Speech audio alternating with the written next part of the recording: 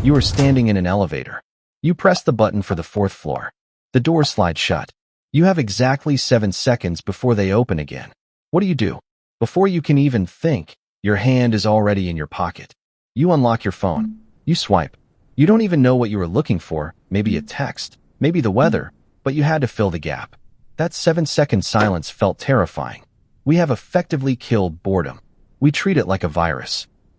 Whether it's the 3 minutes you wait for the microwave, or the 30 seconds you sit in traffic, we plug every single gap with digital noise. But here is the problem.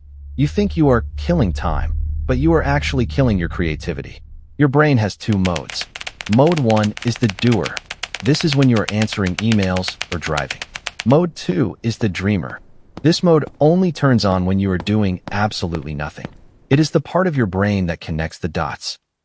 It's where you figure out who you are, what you want, and how to solve your problems.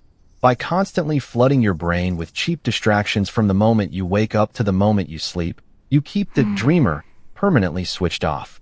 You have become an input zombie, a machine that processes other people's thoughts but never generates its own.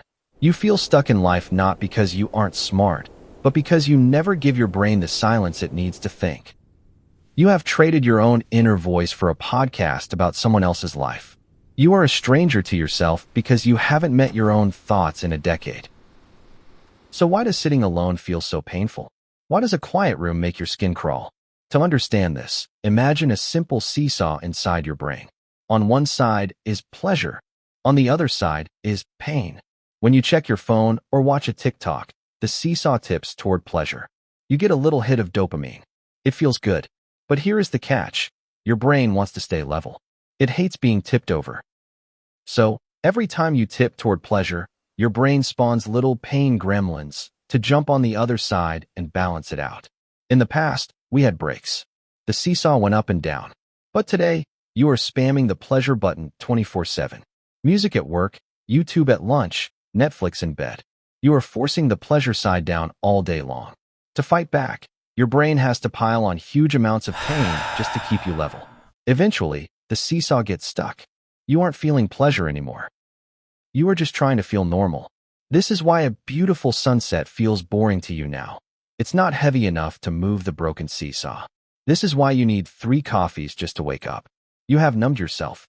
You are running from the silence. But the silence is the only thing that can fix the balance. You are constantly chasing a high that gets harder to reach, while the beauty of real life fades into gray. To fix this, we need to stop analyzing and start the physical rehab. We need to introduce friction.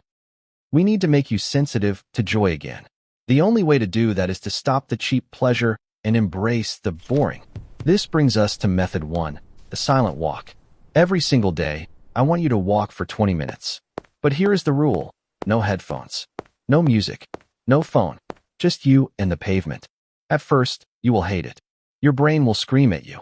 You will feel your hand twitching towards your pocket for a phone that isn't there. You will feel naked.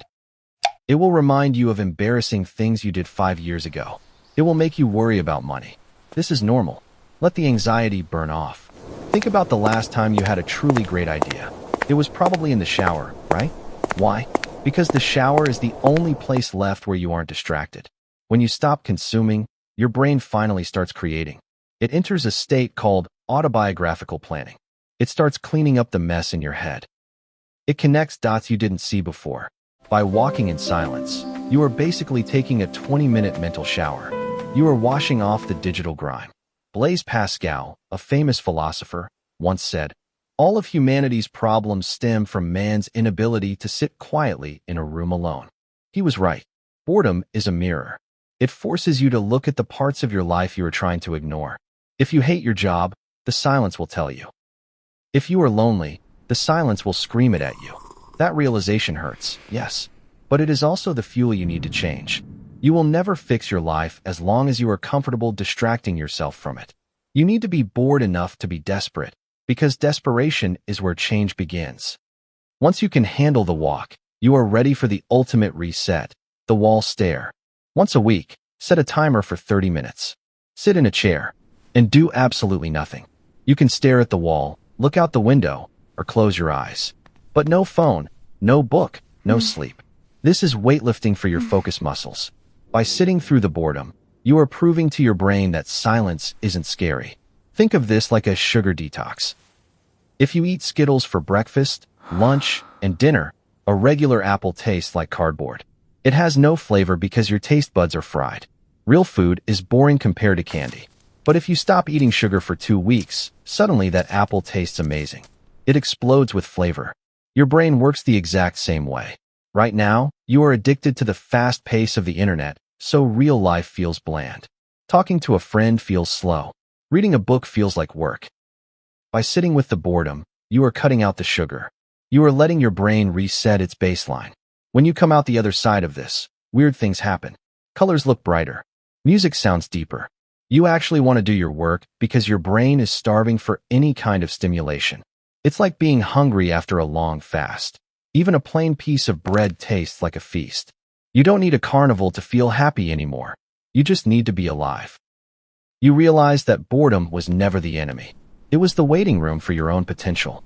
The reason you don't know what to do with your life is that you never gave yourself the quiet time to ask the question. You have been running from the silence because you were afraid of what it might say. But the silence isn't empty. It's full of answers. Stop running.